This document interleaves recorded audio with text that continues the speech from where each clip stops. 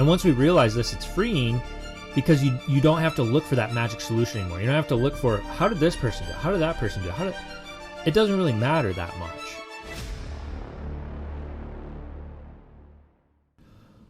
Welcome back to episode 7 of the Case by Case Training Podcast. In this episode, we're going to be talking about an app called MyFitnessPal and how you can use this app and this tool to help you reach your weight loss goals, and not just to lose weight, but to ultimately keep it off as well. Now, in the previous episode, in episode 6, we mentioned this app a little bit. I talked about the fact that I'm going to be covering it in episode 7 today. And in episode 6, we talked about how to figure out the calorie goals that you should have for yourself to get the results that you desire. Today, we're going to look at how to take that number that we figured out in the last episode and to actually find out if you're hitting it or not, or to figure out, what adjustments you need to make in order to be hitting it. Because if you can know the amount of calories you need to consume, but if you have no clue how many calories you actually are consuming in a given day, it's not going to be that helpful. And so we're going to use this app, MyFitnessPal, and I'm going to show you how to use it. I'm going to go through all the steps and different tips for you along the way to find out what calories you're consuming currently, how far off you are from that goal number, how to make some adjustments to be hitting that goal number, and then also how to adjust the goal number if we need to. Because like we mentioned in episode 6, just because you have this number starting out, it doesn't mean it's going to be perfect right away. So we might have to make some tweaks, but I'm going to help you through that. Now, if you haven't watched episode 6, I would highly recommend going back there first, because this episode won't do you a whole lot of good if you don't know what the goal number is that you need to be hitting for your calories in order to reach the goal that you want to hit. Now, before we dive into the MyFitnessPal app and I go through showing you how it all works and how I'm using it myself, I want to first kind of just show you some of the other things I'm doing and the steps I'm taking personally to start getting these results and to start losing some weight. And, I mentioned in episode 6 that I'm going to go through this with you. I want to help you see that it works and that you can trust this process, because if you don't think it's going to work for you, or you've never really seen it work, then it's going to be hard to stick with. And so I want to do it with you to show you the results that I'm going to get. And I can say it confidently because I just know it works. It's just science. It's just the first law of thermodynamics, and I've done it multiple times, and I've helped other people do it multiple times. And it's just simple math of calories in versus calories out. Now, how I get there myself, the steps I take in order to make sure I'm in a calorie deficit, could look different than you. And that's where I want to be careful in showing you what I'm doing. I don't want you just to go, oh, he ate this, I'm going to eat this. Oh, he did this. There's nothing magical about the specific foods I'm eating. There's nothing magical about the specific workout I'm doing. There's nothing magical about any of it. And that's what I'm trying to get across through all of these episodes that I'm doing, is that the fitness industry wants to sell you this magic solution because they're selling a product and they want you to buy their product. And it could be a tool. It could be helpful. It could help you get the results. It could be supplemental to the results. But at the end of the day, the biggest things that are going to impact your weight loss are going to be the amount of activity you are having in your life, and the amount of calories ultimately that you're consuming. The activity side, you can lose weight without activity, but it's going to be a lot harder. Your amount of calories you can consume is going to be a lot lower. And so the more activity you have in your life, the more calories you're burning, the more you'll be able to consume while still losing weight and not feeling miserable and starving and all those other things. At the end of the day, though, it's going to be, again, the calories in versus calories out. And so, yes, there are things that will help. There are tips. There are ways we can, slightly boost metabolism. We can do different things to help you feel more full. Like, there's different little tips that can be helpful. But at the end of the day, if you still are in a calorie surplus, those things won't matter. You could exercise 7 days a week and still be in a calorie surplus. So that's what I'm trying to help you see, is I've figured out for me these things work for me. They're maintainable. They're things I enjoy. They're things that help me feel healthier and make me actually be healthier. And additionally, they also aid me in hitting my calorie goals, and it's maintainable for me. And so, I've developed that over a long period of time too, for what exactly works for me. And sometimes it changes with different stages of life. Sometimes, what works at one stage of life might not work as well in another stage of life. But the good news is, what I know is the truth still remains that it's calories in versus calories out. And so I can adjust how I get there with different stages of life. And the same's true for you. And the same's true for everybody as far as the uniqueness of how you personally get there. It can look different than it might for someone else. And once we realize this, it's freeing, because you don't have to look for that magic solution anymore. You don't have to look for, how did this person do it? How did that person do it? It doesn't really matter that much. I mean, you could take certain things from them and go, I think that could work for me. Or, I could do that. That seems maintainable. That seems realistic for me. And you can add those things in, and that's great. That's fine. But you need to be able to kind of pick and choose which things will work for you and that you'll be able to stick with and maintain, and add those in.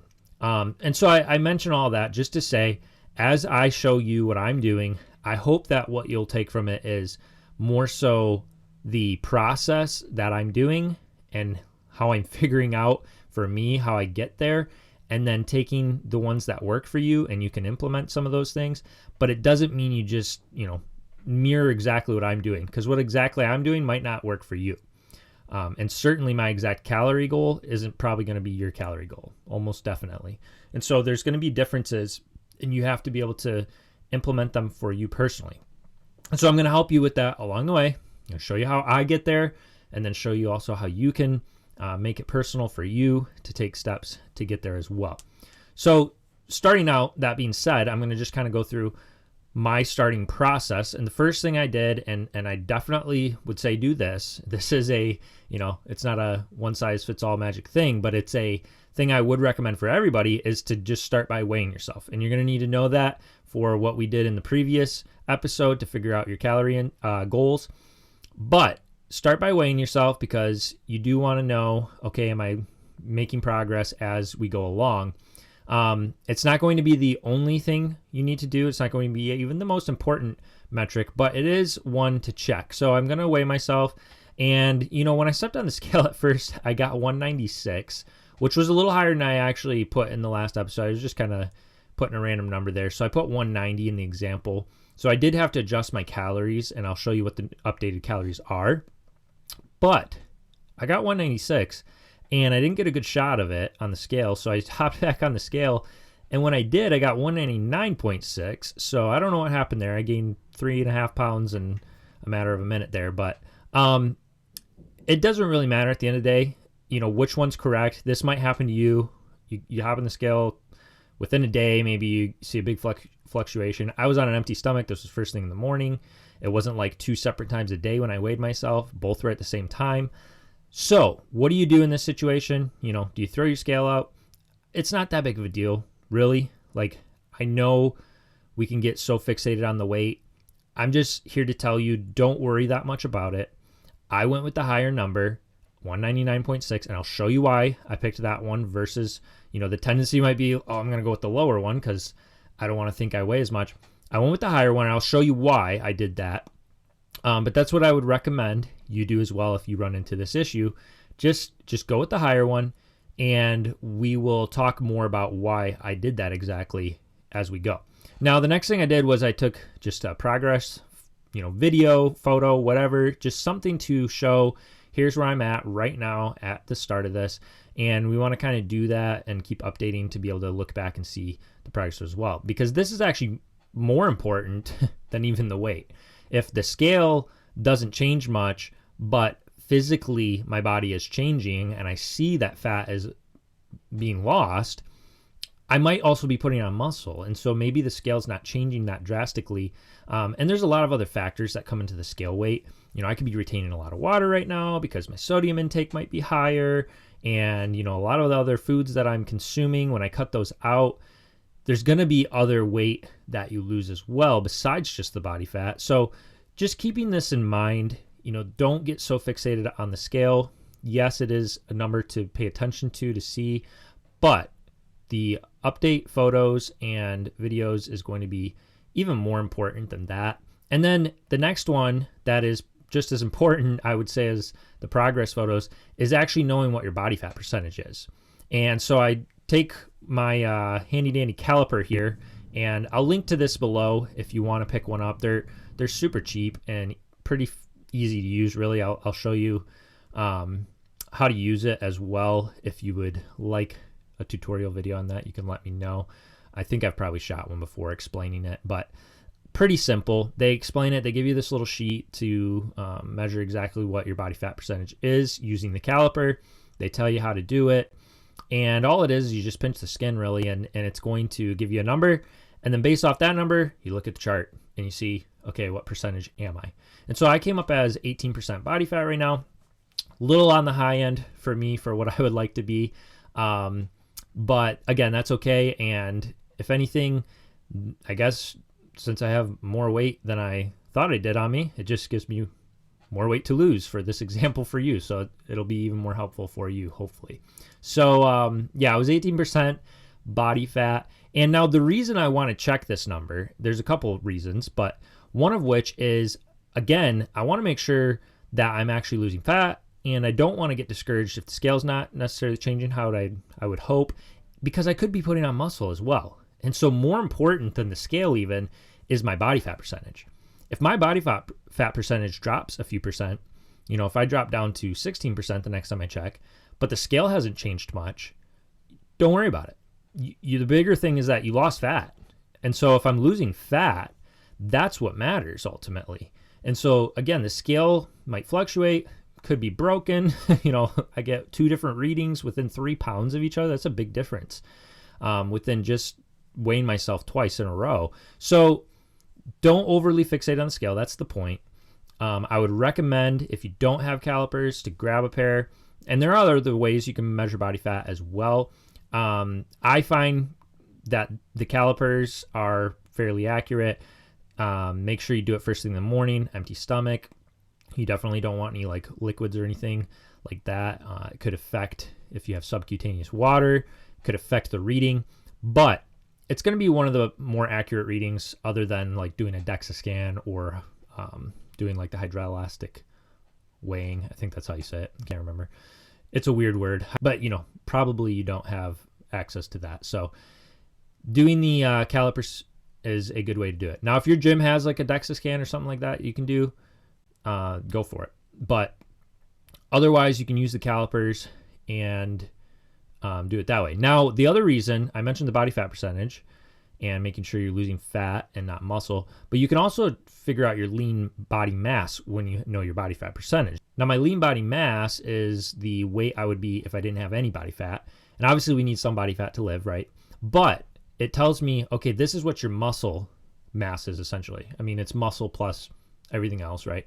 But if I see that number increase, I'm not growing new bone, right? I'm not growing new organs and things like that. So if that number goes up, my lean body mass increases over time, that means that I put on muscle. And so, and I even actually did this. I'll show you here because I actually have an example of this.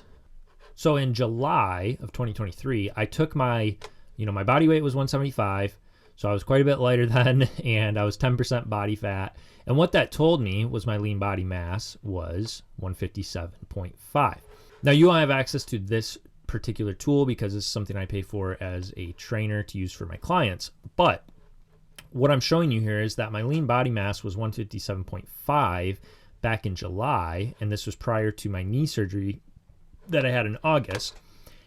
And although I'm at 18% body fat now, and I'm obviously quite a bit heavier, I also increased over 3 pounds in my lean body mass.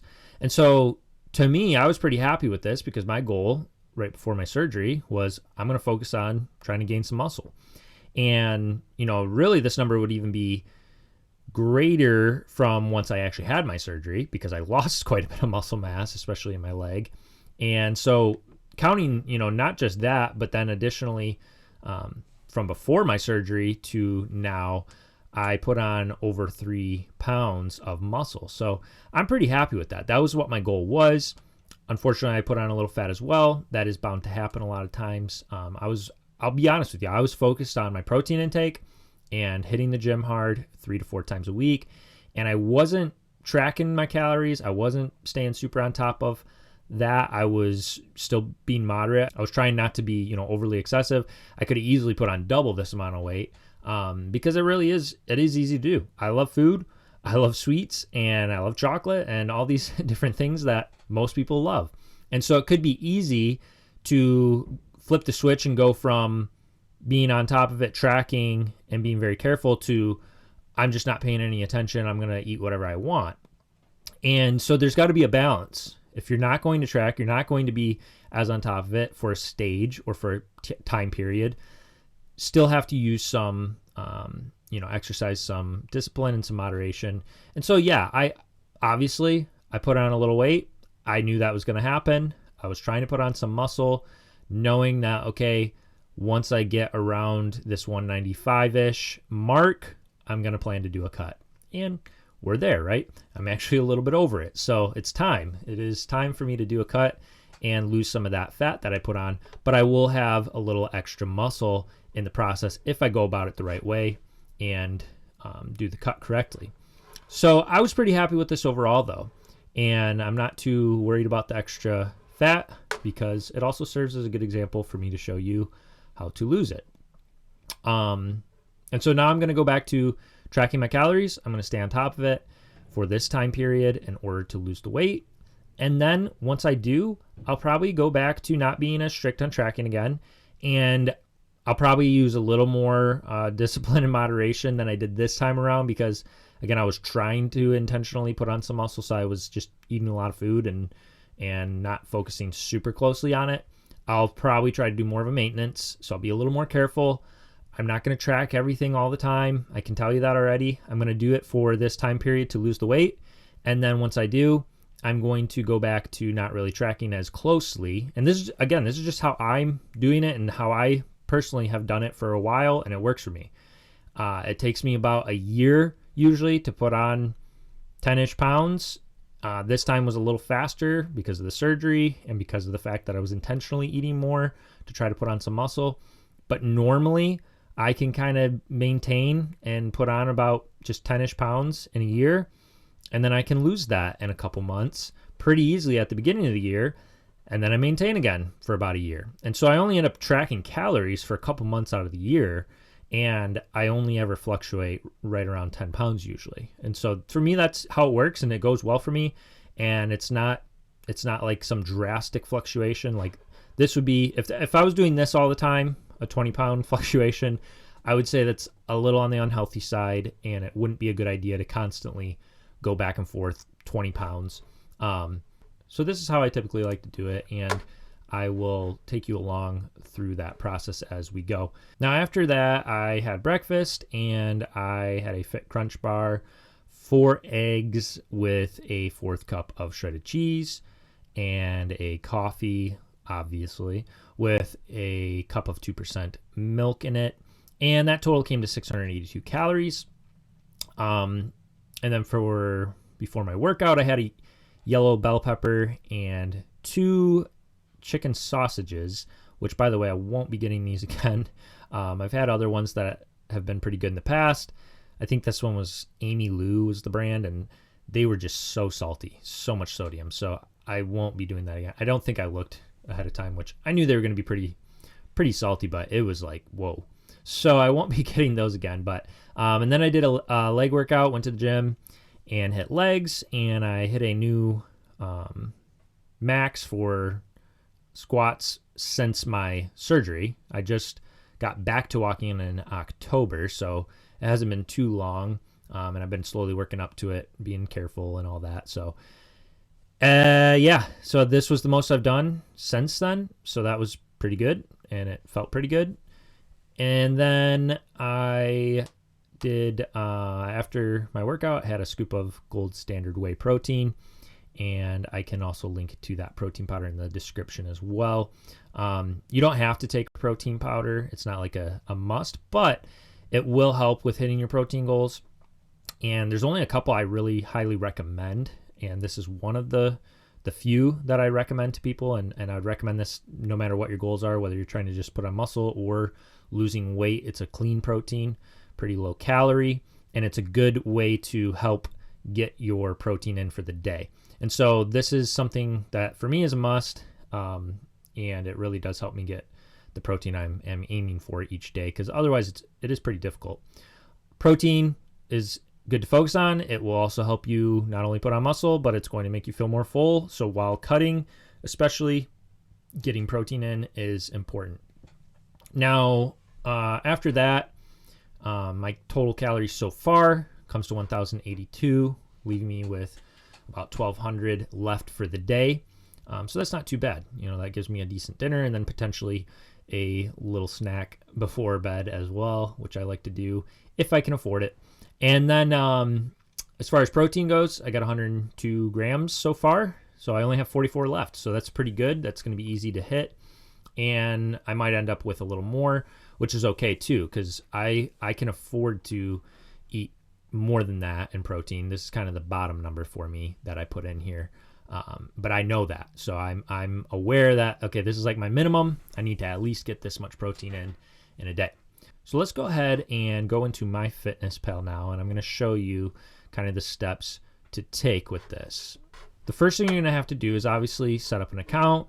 I'll link to it in the description. There's two different links that I'll put. One is the pro version, which they are making everything, or premium, I guess. They are making everything more restricted to premium. It's kind of annoying, really. You used to be able to scan the barcodes on stuff, which made it super simple for putting your food in and logging it. You can't do that anymore. It's a premium feature. Also, they used to allow you to adjust the exact amount of fat, carbs, and protein you wanted in a day, your split of protein, fat, and carbs. And now you cannot make it super specific. It's just based on the percentages. So that's kind of annoying as well. But there is also a free version, so I'll link to that as well. And you can still do the things you need to, tracking the food. It's just, unfortunately, they're making more and more of it premium. If you use the link I put in there, you'll get 10% off on the premium version if you choose to go premium. Now, the first thing we need to look at is how to put the number in that we figured out before. And the reason it's important, now you can see what MyFitnessPal will tell you. Once you enter in your data, they will come up with a number for you that is your calorie goal. And if it matches the process we went through to figure out your calories based on the BMR calculator that we used in episode 6, then that's fine. If it's pretty close, if it's within like 50 calories or something, that's fine. You can go with that number that they give you. However, usually I find it's not. It's typically a bit off. And even if it's just 100 calories off, that can make a difference. So I would recommend going through the process we went through in episode 6 to figure out exactly the number that you should be using to start out. And it might change, but start out with that number. Now, I should mention really quick that this is going to look different on desktop than on the phone.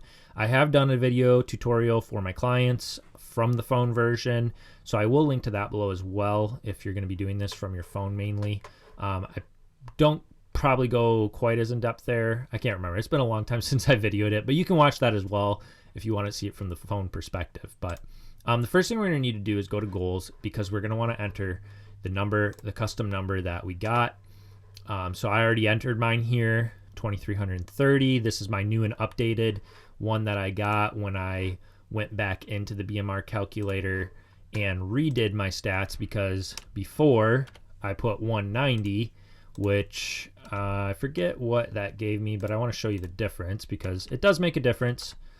And this is why I said I'd show you why I went with the higher number. So 190 was my example number at 4 to 5 times a week. That gives me 2,700 calories a day. And then subtracting my, what did I do? I'm trying to remember now what I subtracted for my goals. I think I have it saved in here. Yeah, so I did the 2709 was my TDEE at 190 pounds, and then I subtracted 250 to do half a pound a week, which put me at 2459. So, I mean, that's another 100 calories, just over that, 130 calories. So that does add up because that's per day. So by the end of the week, that's going to make a difference. So anyway, that's why, if I do the 196, same thing, it's going to put me at 2,749 versus 199.6 is going to put, 199.6, it's going to change it slightly. So, it doesn't change a ton, but it does change slightly. And this is just something worth noting that I would rather, because it's not a big difference, I would rather err on the heavier side if I'm not sure, because it's going to afford me slightly less calories, but that adds up by the end of the week because this is per day. And if anything, I would rather play it safe. And then after a week or two of doing this amount of calories, if anything, I'll lose a little more weight if it wasn't truly the amount I needed to do.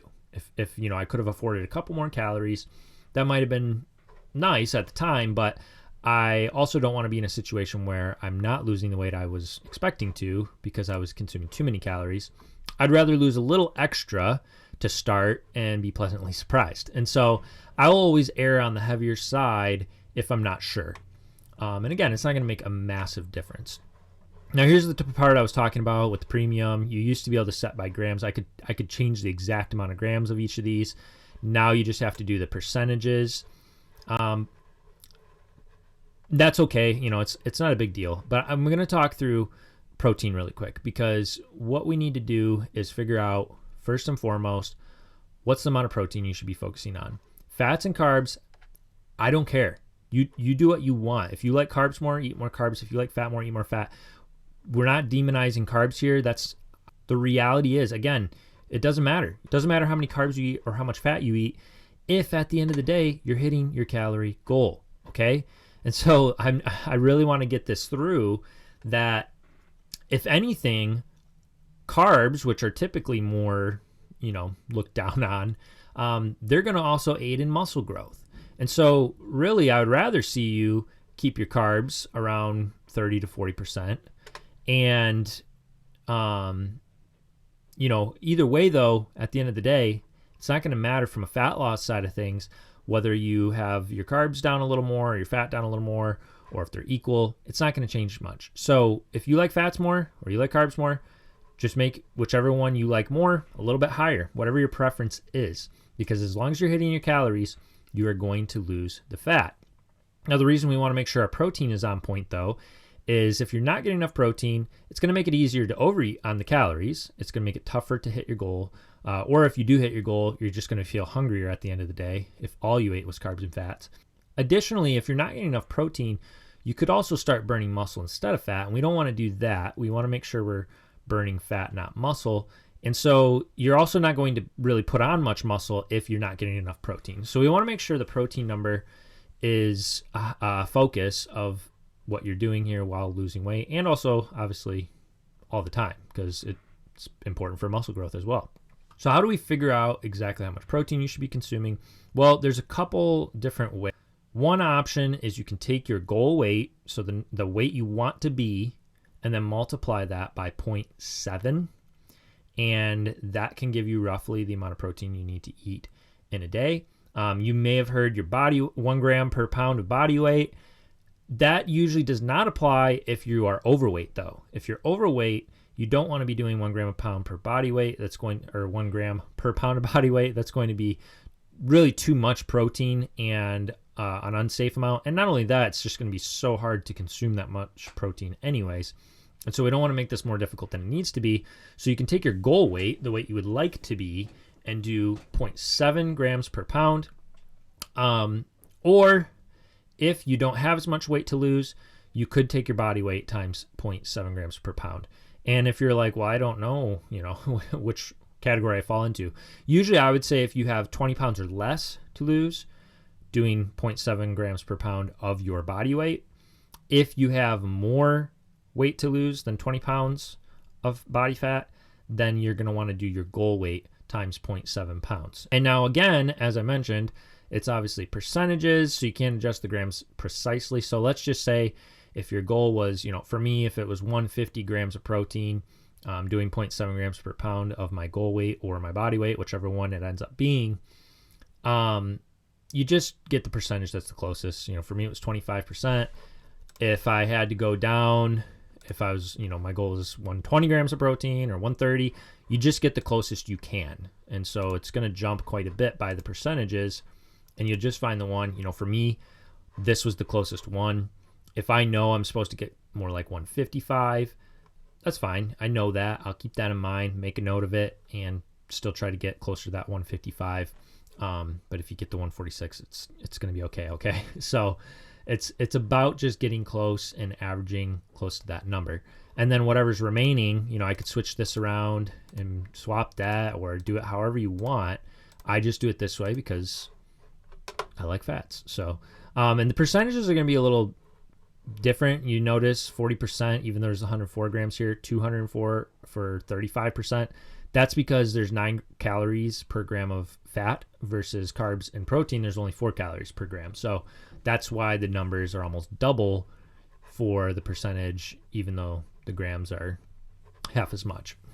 So, and just to be clear, in case you're like a little lost on what I meant when I say times 0.7, I just literally mean taking your body weight goal. So let's say you weigh 300 pounds. Your goal is to weigh 220. Your end goal, by the way, this isn't like take the short-term goal. This is take your end goal. What's your ideal weight? If it's 220, you're going to multiply that by 0.7. So times 0.7, and that's going to give you your protein goal. And the goal weight here is assumed that it's the goal weight that you would be a healthy weight at. So if you're like, well, I want to lose 30 pounds, but that's still not a healthy weight for you. It's just the goal you've set for yourself because you're thinking shorter term right now. You're not trying to, you don't want to get overly ambitious about losing a ton of weight. For this particular number, for this equation to figure out your protein, you want to think more close to what would my ideal weight be? What would my, this is a healthy weight for me look like? And then from there, you'll do the 0.7 to figure out your protein. And this is just to figure out the protein. Again, pick a goal weight for you that you believe is going to be healthier than where you're at and maintainable and something you can get to. And then you can set future goals as well. But this is kind of your final ideal. This would be the healthy weight for me to be goal. And then you do 0.7 times 0.7 to figure out the protein. If you're really not sure what an ideal weight would be for you, the calculator.net that we went to for the BMR calculator, they do have one for ideal weight right here. I found it to be a little off. I did it, and because I think it's going off your BMI. It doesn't say that here, but it's going more off your BMI, which BMI doesn't really calculate muscle into the equation, unfortunately. So yeah, like for mine, it says my ideal weight, and they give you a couple different calculations here based on the different formulas. But even with the high one, so mine would be closer to probably this one, the 171, because again, we already saw my lean body mass is 160. So this one here, if my ideal weight is 160, I would have like 0 body fat and I would be dead. So, and this one, obviously, I'd be 2 pounds under my lean body mass. So, the ideal weight calculator, I don't think it's perfect, but again, depending on how much muscle you have, if you have less muscle on your body, it's going to be more accurate, actually. It doesn't take the muscle into consideration, and so that's why it's a little bit skewed. But I would just say if you have muscle, go more with the HAM-WE or the healthy BMI range towards the higher end of it. But if you don't have as much muscle, you could go with one of these lower numbers as your goal weight. And again, I'm not saying this has to be your goal weight right now. This is just simply to figure out what amount of protein should I be taking in each day. And, I could go up to 1 gram per pound with my goal weight, or 0.7 is kind of that's my low end. And so that's kind of the range that you want to be in, 0.7 up to 1 gram per pound, but you never want to exceed 1.2 grams of protein per pound of body weight. And I would apply that to per pound of goal weight as well. So, that's why you don't want to be consuming 1 gram per pound of your body weight if you are overweight, because you're going to be exceeding that 1.2 grams per pound based on what your goal weight is. And so that's just important to keep in mind. So once you get that number, you will plug it in here. You'll get it close as you can based on the percentage here. Watch the calories too. Sometimes when you update the calories and then you hit enter, it goes back and undoes, you have to do it again, put it in a second time. So just pay attention to that. And once you get that and you decide what your fat and your carbs are going to be, then you're going to just simply save it. And then the next thing is going to simply be tracking your food. And so the way you do that is by going to food, or I think it's diary from the phone view, and you just add the foods in that you've consumed. And so you can, once you've added stuff in the past, your recents will show up, which is kind of nice, because if you use something on the regular basis, you can just click it and go pretty simple and fast with it. There's frequently used. You also have my foods, meals, and recipes. When you go to add a food, you pick the quantity here, and this is based on, the quantity is based on this. So 4 and 1 egg, obviously would be 4 eggs. If I selected, sometimes they have different measurements, and then you're going to put the amount based on the measurement you choose to use over here and that you select. And if you can't find a specific thing, you can pretty much search any specific brand in here and it usually has it. But if you can't find something specific and it's not exactly what you're using, it doesn't really matter. You just try to find something that's similar or close. Okay, don't get overly caught up. Yes, if it's slightly off, it could affect things a little bit, but we're going for averages here. And so get close, do the best you can, but don't get overly caught up on this. We don't want to obsess over this, just like we don't want to obsess over the scale and over the weight. This is just it's to help you get close. It's going to be better than not paying any attention at all. And it's to help you get an idea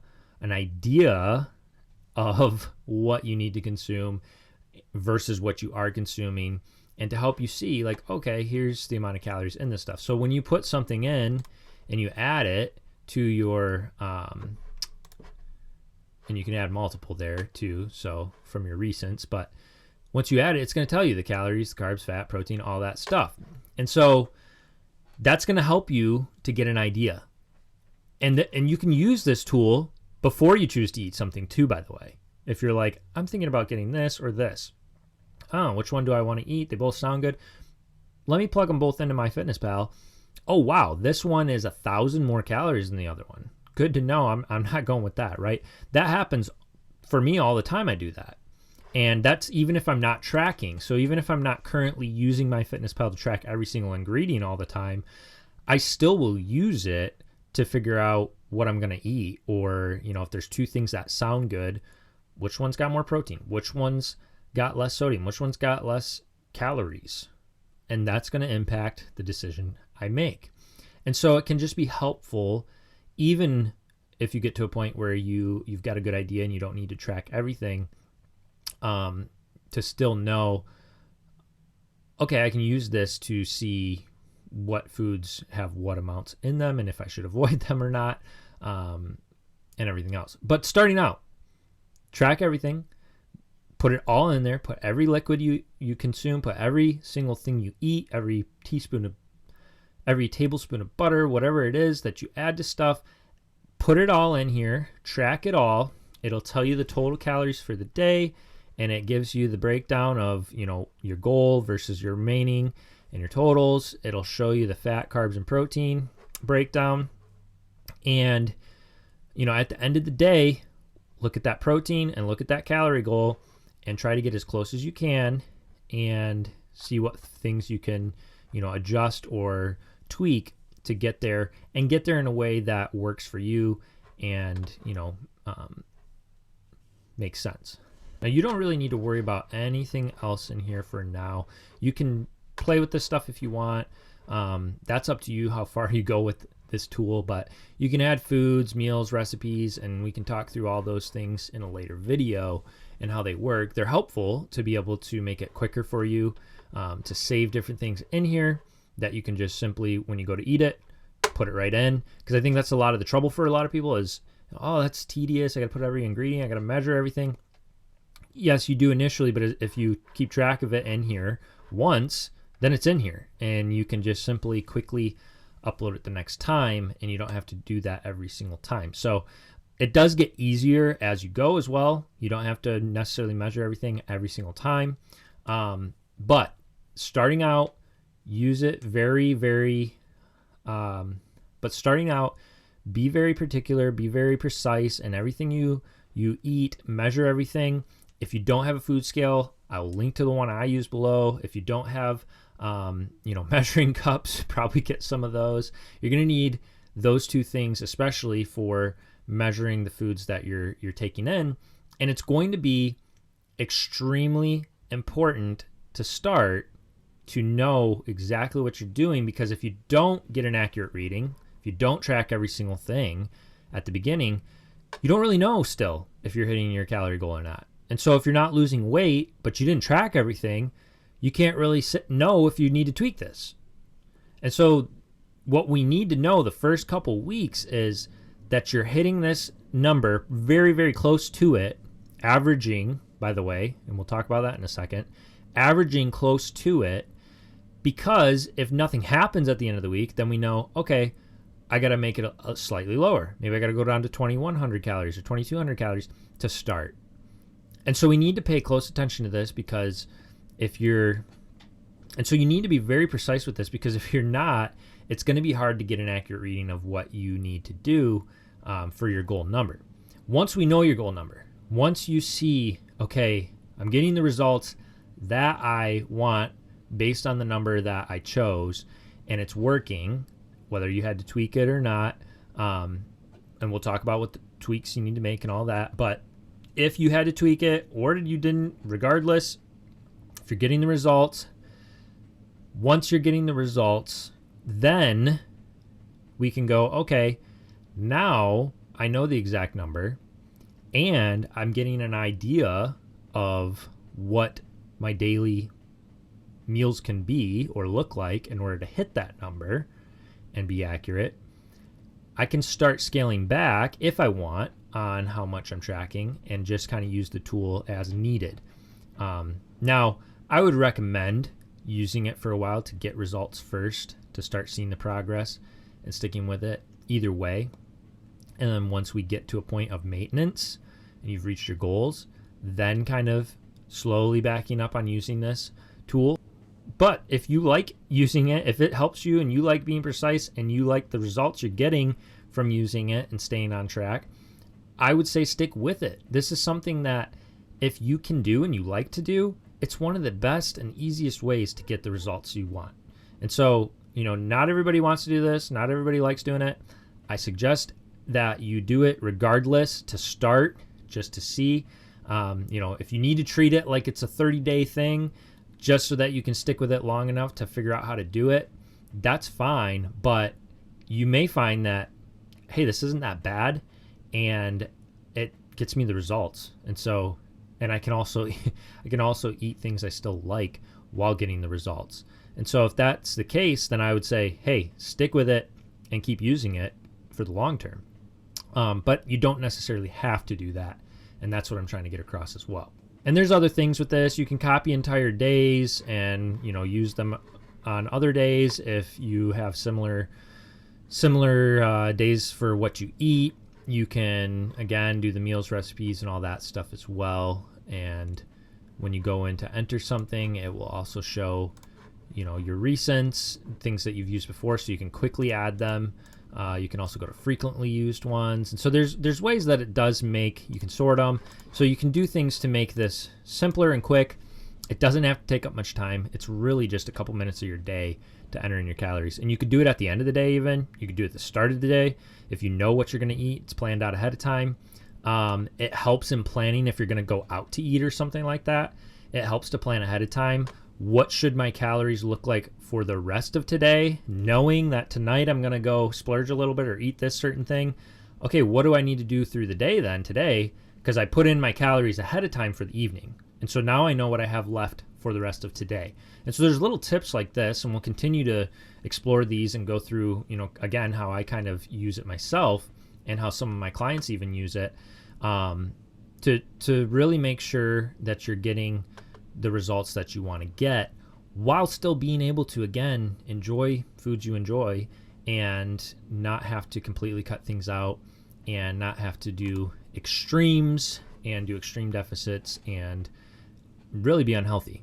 This is the healthy way to go about this. And obviously you could still choose to eat unhealthy food, but you're going to quickly find that this also, when you track your calories, it rewards you for eating healthier because it doesn't use up as many calories, and then you can eat more food and feel more full and feel happier and all the other things and have more energy. And so you quickly realize, you know what, I want to eat that cookie, but it's not worth it because it's going to use up too many of my calories today, and I would rather eat more of these types of foods that are going to fill me up and make me feel better and give me more energy. And so you'll also quickly start to change, it's not just like I can't eat that cookie. It will become a decision, a conscious decision that, is it worth it to me right now? And if it is, then you can go for it and you can adjust and say, well, I'm going to eat, I ate this, so I only have these calories left today, or whatever it is. But it's going to be something where you will see the reward of switching out some of those foods for other foods. And so, yes, you could still eat completely unhealthy and hit your calories and lose weight. But chances are, as you start to track, you're going to realize, I like being full. I like eating more foods that, don't use up all my calories right away. And so I'm going to switch around how I do this. I'm going to eat more of my protein at the beginning of the day so that I'm not, at the end of the day going, oh no, I got to figure out how to get more protein in. I'm going to try to get protein in at the beginning of the day. I'm going to feel more full if I do that. And then I'm not going to want to eat as much other foods. And then at the end of the day, if I feel like having a little snack or having some ice cream or whatever it is, I can still afford to do so and still enjoy eating and feel full and be fully nourished and lose weight and lose a healthy amount of weight and a weight that's maintainable long term to continue losing and then to keep off. And so I hope that you see and are starting to see why this is the route to go, why it's the best route to go, and one that is long-term based and focused on your overall health, not just fast results that ultimately will not last. So we'll continue going through this, and like I said, I'm going to continue showing you my updates, my results, as well as we go, and giving you more tips and different things that I do, but also ways that you could do it slightly different if you wanted as well to get the results based on whatever your life is, whatever your preferences are, and whatever your life is. Those things can impact your decisions and how you decide to go about it. And that's okay, as long as at the end of the day, you're in a calorie deficit and you are consuming less calories than you are burning in a day, and a healthy amount, still getting the right amount and making sure that you're getting those results. All right, I've talked a lot in this video, and I think we're going to close it out right here because there's just a lot I would love to continue to cover, but I think we need to keep it short as possible and split it into another episode. And that's the point of this podcast, is so that I can continue to give you more of this deep information and not make one 20-hour episode, but instead break it up into several shorter ones for you. And so we'll end this one here, and we'll continue in episode 8. We will continue to go through this process together. If you have any questions and you're going through this and starting to take these steps, let me know along the way. I'd love to help you and answer any questions you may have. And hopefully, as more videos continue to come out, you will continue to watch and follow along and keep getting results. Until the next one.